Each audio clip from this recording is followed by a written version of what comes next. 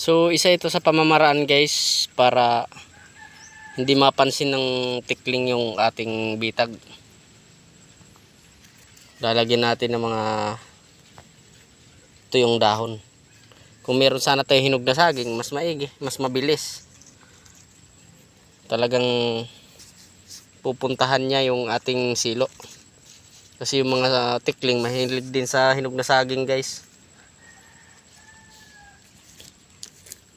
Tatakpan lang natin ng bahagya yung mga gilid-gilid. So ganun din dun sa ating long video, ganun din yung proseso guys, pero mas sa totoo lang mas marami ang gumagawa ng ganitong silo pagdating sa tikling. Alam mo kung bakit? Mas madali kasi ang proseso nito. At saka siguradong sureball. Hindi kagaya dun sa isang silo na ikinabit ko yung nakaraan nating video. Doon sasablay pa yung tikling doon. Kasi pwedeng hindi siya dadaan doon pag gano'n ang style ng silo.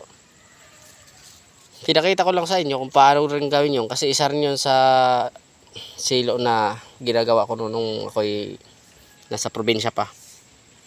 Tapos ito, ganyan yung style. So ang ginawa kong bitik dyan, ganito lang oh. Yung kahoy na lang din na katubo sa tabi. Ayan. Kasi yung kinuha kong kahoy, mahuhuna. Pag ginanyan mo siya, na ano siya agad, napuputol.